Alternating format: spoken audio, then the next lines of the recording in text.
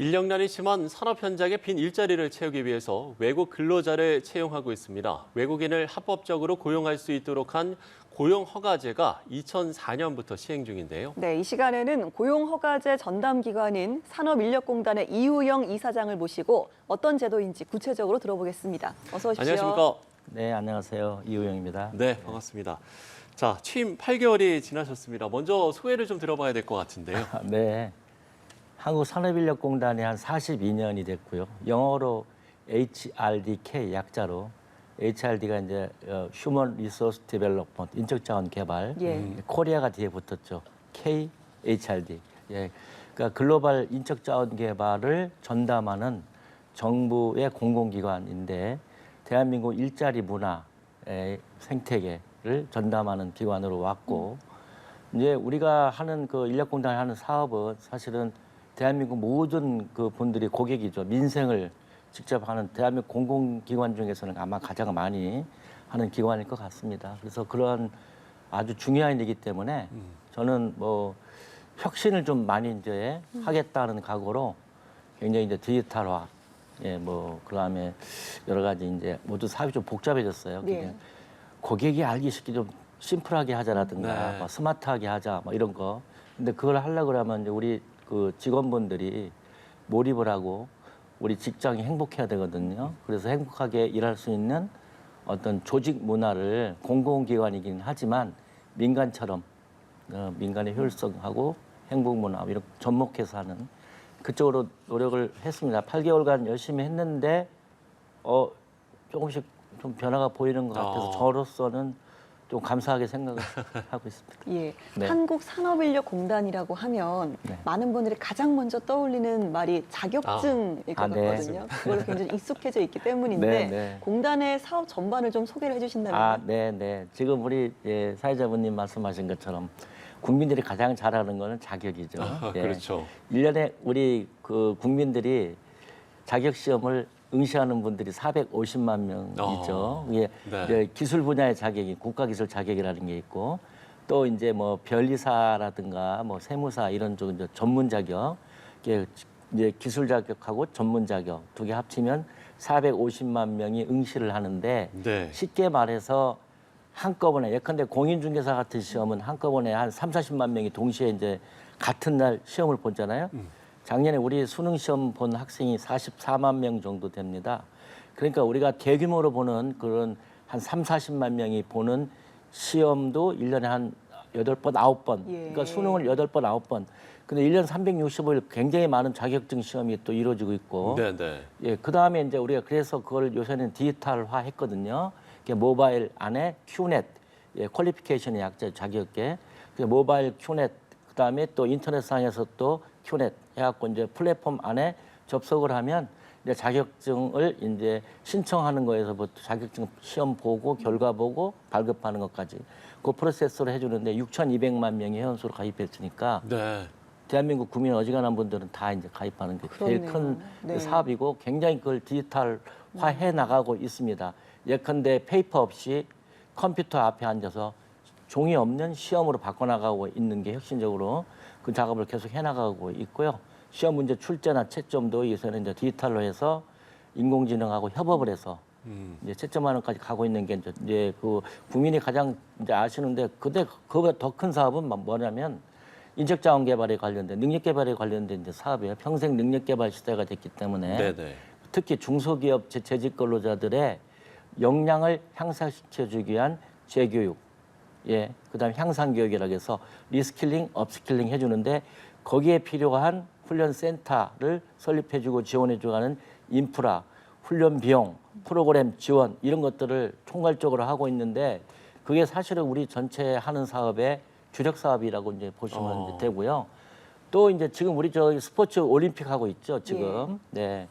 9월달에 우리는 이제 잘 아시는 국제 기능 올림픽 들어보셨을 겁니다. 국제 기능 프랑스에서요, 리옹. 우리가 지금까지 역대 국제 기능 올림픽에서 19번 종합 우승을 해왔죠. 뭐 자타가 공인하는 세계 최고의 그런데도 최근 3개 대회에서 우승을 못 놓쳤어요. 중국의 도전이 워낙 세서 요번에 이제 9월 초에 이제 그 프랑스 리옹에서 하는데 이번에는 한번 종합우승 20승까지는 한번 해보자. 9수에 걸려 있는데 이제 그런 그 숙련 기술을 선정하고 양성하고 대한민국 명장 뭐 선정하고 양성하고 젊은 청년들 숙련 기술로 갈 수 있는 사업들이라든가 뭐 이런 다양한 사업들을 이제 저희들이 지금 해나가고 있습니다. 예. 네.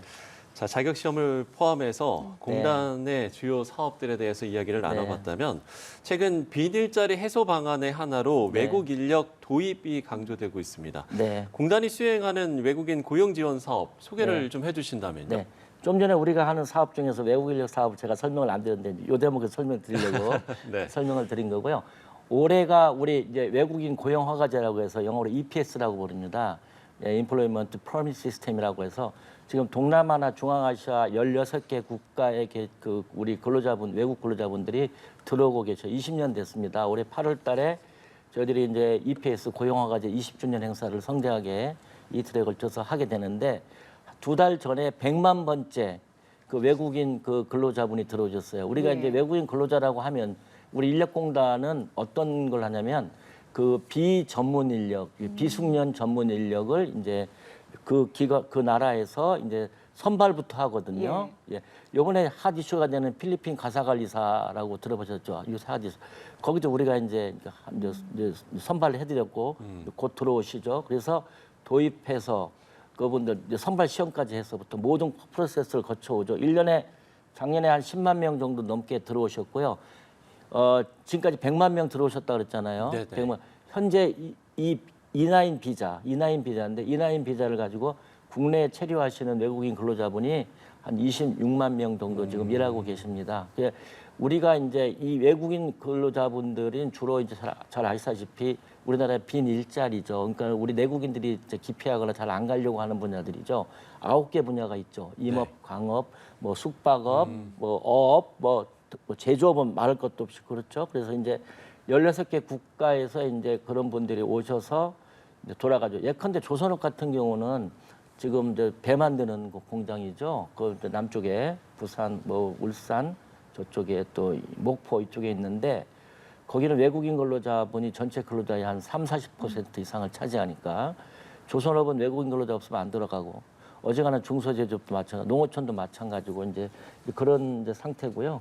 저희들이 이제 그런데 이제 조금 더 빨리 조금 더 그 외국인 근로자분들이 이제 선발이 되면 네. 우리나라 중소 이제 제조업체라든가 중소기업 자영업자들이 이분이 도대체 언제 들어왔으면 좋겠냐라고 좀 예측을 하고 싶다. 그리고 내가 선발했는데 내가 원하는 때 빨리 좀 들어오실 수 있게 해야 되겠다.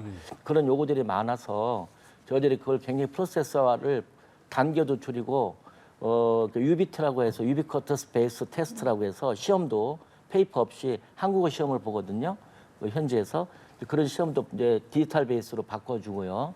그 다음에 기능 시험이라든가 이런 거. 그 다음에 이제 법무부랑 협업을 해서 그 스마트 입출국 시스템이라고 그래서 이제 통관하고 들어올 때 입국할 때의 절차 기간을 과거에는 한 4개월 걸렸다 그러면 선발돼서부터 한국 들어올 때까지 지금은 그걸 대폭 줄여줘서요. 1.5개월 프로세스를 혁신시켜줘서 많이 땡겨줘서 우리 그 자영업자분들이 빨리 그 빈 자리를 채워서 한국 경제에 기여할 수 있게끔 하는 이제 그런 시스템을 이제 하고 있습니다.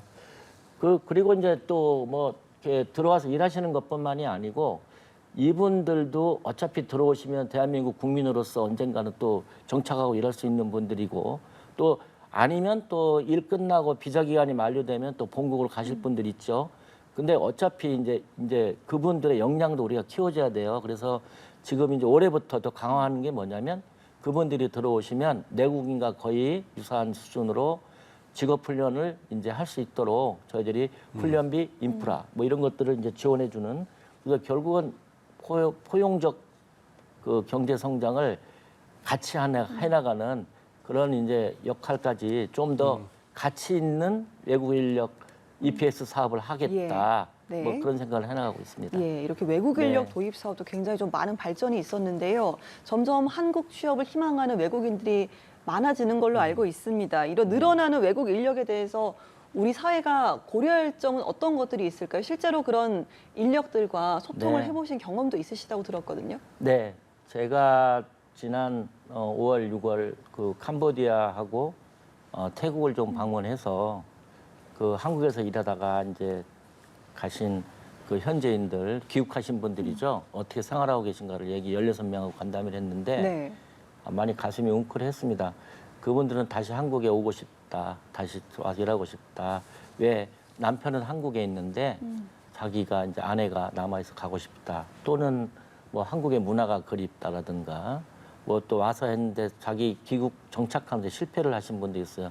한국에서 정말 어렵게 벌으셨는데 귀국해서 또 사업에 실패하시고서 다시 한국에 가서 또 일하면서 재기하고 싶다. 뭐 이런 안타까운 사연들이 많습니다. 그런 얘기 듣고 나서는 이분들 다시 일할 의향이 있으면 일할 수 있는 여러 가지 일을 기회를 마련해 드리고 싶다는 게 하나고 또 한 가지는 이제 우리나라에서 이제 외국 분들이 들어오면 아직도 이게 사회적 편견이라는 게 좀 존재해요. 이게 문화적인 문제죠. 네. 또 이런 문화적인 다문화에 대한 그 국민의 인식을 좀 차별 없는 이제 그런 그 우리나라가 지금 외국인이 260만 명이 지금 들어와 계셔요. 전체가 한 5% 정도 되죠. 이미 다문화 국가가 된 거죠. 사실은. 그래서 그렇기 때문에 다문화에 대한 인식이 좀 더 지금보다 높아져야 되겠다. 그런 것들을 하기 위해서 문화적인 어떤 그 컬처죠. 다문화 컬처를. 그런 것들을 하면 어떨까 하는 생각을 좀 열심히 생각하고 있습니다. 제가 우리 본사가 울산에 있거든요. 네. 울산에 이제 저녁 때 퇴근하고 이제 이렇게 지나가는데 아름다운 조그마한 공원이 하나가 있어요. 근데 그 공원 이름을 유심히 봤더니 그 공원이 다문화 공원이에요. 예. 그래서 울산이 다문화 외국인이 많거든요. 그래서 그런 것도 뭐 우리 생활에 좀 들어가면 예. 좋겠다. 뭐 이런 생각입니다. 예, 네. 알겠습니다. 네. 자, 저희 오늘 여기서 이야기를 마치도록 하겠습니다. 지금까지 이호영 한국산업인력공단 이사장과 함께 이야기 나눠봤습니다. 오늘 말씀 고맙습니다. 네, 감사합니다.